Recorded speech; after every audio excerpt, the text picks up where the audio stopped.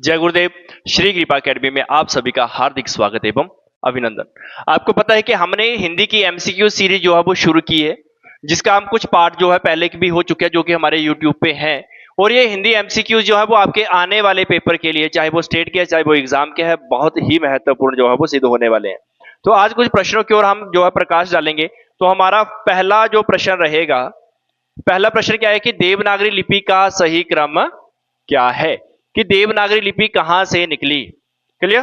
तो सभी को दिमाग में यही होता है कि देवनागरी का जो जन्म हुआ है वो ब्राह्मी लिपि से हुआ है, परंतु ब्राह्मी लिपि से सभी मानते हैं ब्राह्मी लिपि से, परंतु उसका सही क्रम क्या है। तो यहाँ पे ऑप्शन ए अगर देखेंगे तो गुप्त लिपि, ब्राह्मी लिपि, देवनागरी लिपि, नागरी लिपि।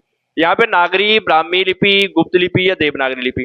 तो ऑप्शन सी की हम बात करें तो option C is the right answer, क्योंकि सबसे पहले जो लिपि थी देवनागरी से जिसका जन्म हुआ उसका नाम था ब्राह्मी लिपि। क्लियर। ब्राह्मी लिपि से जो निकली वो निकली गुप्त लिपि, फिर नागरी लिपि, फिर देवनागरी लिपि निकली। तो देवनागरी लिपि का सही जो क्रम है वो है ब्राह्मी, गुप्त, नागरी, उसके बाद देवनागरी लिपि आती है। जैसे हमारी हिंदी है, सभी बोलते हैं हिंदी कहां से निकली, सभी के दिमाग में ये होता है कि संस्कृत से, परंतु ऐसा भी नहीं था। संस्कृत निकली, पाली निकली, प्राकृत निकली, अपभ्रंश निकली, उसके बाद हिंदी। तो हिंदी का जन्म अपभ्रंश से हुआ था। और देवनागरी का जो सही क्रम है वो सबसे जन्म जो है ब्राह्मी लिपि से नहीं हुआ, ब्राह्मी के बाद गुप्त लिपि आई, नागरी लिपि आई, उसके बाद देवनागरी लिपि निकली थी। आइए अगले प्रश्न की ओर चलते हैं। अगले प्रश्न की ओर थोड़ा सा प्रकाश डालते हैं। निम्न में से कौन सी भाषा संस्कृत भाषा की अपभ्रंश है। निम्न में से कौन सी भाषा संस्कृत भाषा की अपभ्रंश है, मतलब संस्कृत भाषा से कौन सी भाषा का जन्म हुआ। खड़ी बोली, ब्रजभाषा, अवधी या पाली। जैसे मैंने अभी पिछले क्वेश्चन में बताया लिपि वाले में कि हम क्या बोलते हैं कि हिंदी का जन्म संस्कृत से हुआ, परंतु ऐसा नहीं था। संस्कृत से जो सबसे पहले जो जन्म हुआ संस्कृत के बाद वो हुआ था पाली भाषा का, जिसका यूज करते थे बौद्ध धर्म के लोग। जितने भी बुद्धिस्ट ग्रंथ लिखे गए वो पाली भाषा में लिखे गए। प्रश्न भी यही पूछ रहा है, निम्न में से कौन सी भाषा संस्कृत भाषा की अपभ्रंश है। तो कौन सी है, पाली। याद रखना। इसका और थोड़ा सा क्रम बताता हूं। संस्कृत से पाली निकली, जिसका उपयोग जो है बौद्ध धर्म के लोग करते थे। उसके बाद प्राकृत निकली, प्राकृत का यूज जो था वो जैन धर्म के लोग करते थे। प्राकृत से निकली अपभ्रंश, अपभ्रंश एक बिगड़ा हुआ रूप निकला जिसका नाम था सौरसेनी। वहां से निकली खड़ी हिंदी, और प्योर हिंदी जो निकली वो निकली थी अपभ्रंश से। आइए अगले प्रश्न की ओर थोड़ा सा प्रकाश डालते हैं। तो अगला प्रश्न हमारा रहेगा, प्रयत्न के आधार पर ल किस प्रकार की ध्वनि है। ध्यान देना, ल किस प्रकार की ध्वनि है। पार्श्विक, उत्क्षिप्त, प्रकंपित या संघर्षहीन। तो पार्श्विक क्या होता है, ध्यान देना। पार्श्विक मतलब पास। पार्श्विक का मतलब क्या होता है, पास। दूसरा नाम है उत्क्षिप्त, उसके आगे है प्रकंपित, उसके आगे है संघर्षहीन। पार्श्विक का मतलब जब हम किसी शब्द, किसी वर्ण का उच्चारण करते हैं हवा आसपास से निकल जाती है। उत्क्षिप्त, उत्क्षिप्त का मतलब होता है फेंकना। तो इसमें क्या होता है कि हमारी जीवा ऐसा महसूस कर रही है कि वर्णों को फेंक रही हो। प्रकंपित, जीवा इसमें कंपन करती है, जैसे र में क्या करती है, जीवा 2-3 बार कंपन करती है। संघर्षहीन, जिसमें हमारे जो अवयव है उच्चारण साधन को ज्यादा संघर्ष नहीं करना पड़ता। आइए डायरेक्ट इसके आंसर पर आते हैं कि ल किस प्रकार की ध्वनि है। तो कौन सी है, पार्श्विक। पार्श्विक कैसे हुई, जब हम उच्चारण करते हैं तो हमारी जीवा जो है वो मसूड़ों को छूती है। जब जीवा मसूड़ों को छुएगी तो हमारी हवा का प्रमुख वेग जो है आसपास से निकल जाएगा, इसलिए ल जो है वो पार्श्विक व्यंजन है। क्लियर। आइए अगले प्रश्न की ओर चलते हैं। अगला प्रश्न हमारा रहेगा, महोषण का सही संधि विच्छेद। महोषण का सही संधि विच्छेद। तो महोषण का सही संधि विच्छेद, महोधनुषण, महाधनुषण, महोधनुषण या महाधनुषण। तो यहां पे इसके डायरेक्ट ऑप्शन डी इसका जो है राइट आंसर होगा। कैसे होगा, महाधन उषण। तो संधि का एक नियम होता है। संधि क्या होता है, दो वर्णों का परस्पर मेल, वर्ण 1 एंड वर्ण 2। पर वो वर्ण कौन से होंगे, प्रथम शब्द का अंतिम वर्ण और अंतिम शब्द का प्रथम वर्ण। जब बोलने या लिखने में कोई परिवर्तन करता है उसे हम संधि कहते हैं। प्रथम शब्द का अंतिम वर्ण क्या है, अ, और अंतिम शब्द का प्रथम वर्ण क्या है, उ। जब इन दोनों को हम मिला देंगे तो क्या बन जाएगा, ओ। तो क्या बन गया, महोषण। यही पूछा है कि महोषण का संधि विच्छेद क्या होगा। अभी दिमाग में है कि उ और ये अ कहां गए, तो हमने क्या किया, अ और उ को दोनों को मिला के हमने ओ बनाया, और ओ का क्या लगता है, चिन्ह। तो यहां पे ओ का चिन्ह लगा दिया तो क्या बन गया, महोषण। आइए अगले प्रश्न की ओर चलते हैं।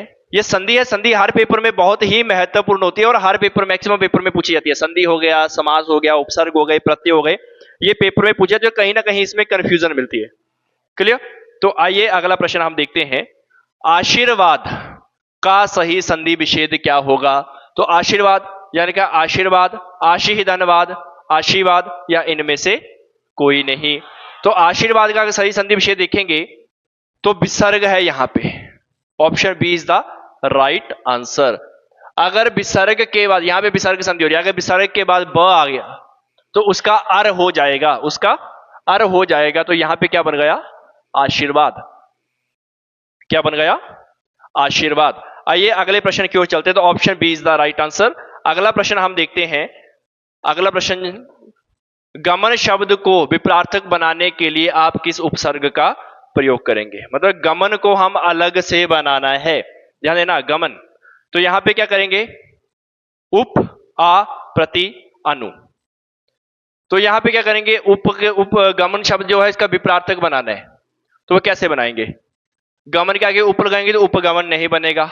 यहां पे बन जाए आगमन, प्रतिगमन, अनुगमन। तो हमने गमन का क्या करना है? उल्टा बनाना है, विपरीत कर देना है। तो क्या कर देंगे? आगमन।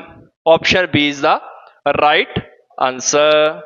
आइए अगले प्रश्न की ओर चलते हैं। 7वां प्रश्न, निर्वासित में प्रत्यय है। निर्वासित में प्रत्यय है, ध्यान देना, प्रत्यय क्या होता है? प्रत्यय और उपसर्ग की थोड़ी सी बात करता हूं। पहले उपसर्ग के बारे में जानते हैं कि वह शब्दांश जो शब्द के प्रारंभ में जुड़कर उसके अर्थ को परिवर्तित करते हैं उसे हम कहते हैं उपसर्ग, उसे हम कहते हैं उपसर्ग। पर यहां पे प्रत्यय की बात की जा रही है। तो निर्वासित में प्रत्यय है। प्रत्यय क्या होता है? कि वह शब्दांश जो शब्द के अंतिम में जुड़कर उसके अर्थ को परिवर्तित करते हैं। तो अंतिम में क्या है? अगर सित की बात की जाए तो आवाज किसकी आ रही है? इत की। तो इत की आवाज आ रही है, तो option D is the right answer. क्योंकि हमने अंतिम आवाज बस जान ली, अंतिम आवाज किसकी है? इत की।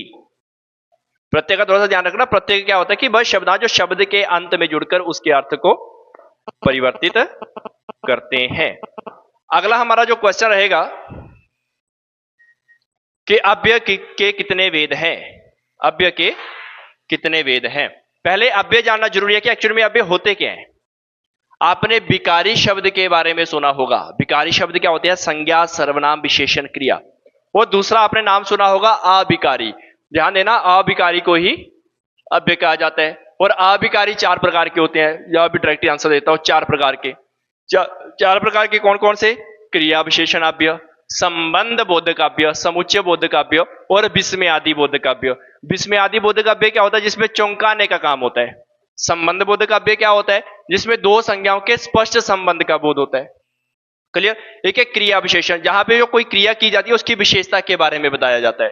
क्लियर? तो option B is the right answer. आइए अगले प्रश्न की ओर चलते हैं। भागीरथी का पर्यायवाची शब्द, कि भागीरथी का पर्यायवाची शब्द क्या हो सकता है? भागीरथी के बारे में आपने सुना होगा।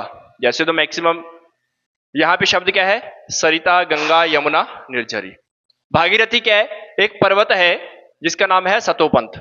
यहां से एक नदी निकलती है, उसका नाम है भागीरथी। एक पर्वत है, एक पर्वत नहीं सॉरी, एक मंदिर है। एक मंदिर है, कौन सा? बद्रीनाथ। यहां से एक नदी निकलती है अलकनंदा, ये यहां आके मिलती है, इसको बोला जाता है देवप्रयाग। इसे बोला जाता है देवप्रयाग। तो यहां से जो नदी निकलती है इसका नाम है भागीरथी। तो क्या नाम बताया? देवप्रयाग। क्लियर? तो भागीरथी ये पीछे से आ रही है, ये पितरों के उद्धार करने के लिए नदी यहां पे आई थी। तो पितरों का उद्धार करने के लिए गंगा नदी का नाम पड़ा, तो Ganga is the right answer. और जहां पे ये देवप्रयाग में मिलती है, भागीरथी जो है आगे गंगा के नाम से चलती है। क्लियर? दूसरी चीज ये है कि भारत की जो सबसे लंबी नदी है वो भी यही है। कौन सी? गंगा। ध्यान देना, कई बार हम क्या कर देते हैं? जल्दबाजी में नील कर देते हैं, नील कर देते हैं, परंतु नील नहीं है भारत की। भारत की सबसे लंबी नदी है गंगा। ठीक है, ध्यान देना। पीछे से भागीरथी आ रही है सतोपंथ पर्वत से, और बद्रीनाथ से आ रही है अलकनंदा, जहां पे ये मिलती है देवप्रयाग, वहां से गंगा चलती है। गंगा क्यों चली? क्योंकि भागीरथी क्यों लेके आई थी? पितरों के उद्धार के लिए गंगा को धरती पे लेके आई थी। इसलिए देखना, जो भी पितरों का कार्य किया जाता है मैक्सिमम गंगा के किनारे होता है। सबसे पहले वहीं से निकलते हैं, देवप्रयाग से ऋषिकेश होते हुए गंगा कहां पहुंचती है? हरिद्वार। हरिद्वार में अस्थि विसर्जन किया जाता है। वहीं से होते हुए अगर देखा जाए तो फेमस जगह मैं बता देता हूँ, बनारस, वहां पे पितृ तर्पण किया जाता है, अस्थि विसर्जन किया जाता है। इसलिए पितरों के उद्धार के लिए गंगा को लेके आई थी, और भागीरथी का जो पर्यायवाची है वो गंगा भी है। ओके, आइए अगले प्रश्न की ओर चलते हैं। अगला प्रश्न है, कहां राजा भोज, कहां गंगू तेली। बहुत बार सुना होगा ये, कहां राजा भोग और कहां गंगू तेली। तो इसका पहला ऑप्शन क्या है, अटपटांग बात करना, राजा और सामान्य व्यक्ति की तुलना, राजा भोज और गंगू तेली के बीच तुलना करने का प्रयास, आकाश पताल का अंतर होना। कहां राजा भोज, कहां गंगू तेली। परंतु क्या बात है कि एक तो यहां पे है और दूसरा यहां पे, हम क्या कर सकते हैं, दोनों का कॉम्बिनेशन नहीं कर सकते। तो option D is the right answer. आकाश और पताल का अंतर होता है, ज्ञानी और अज्ञानी का अंतर होता है, ध्यान देना। तो option D is the right answer.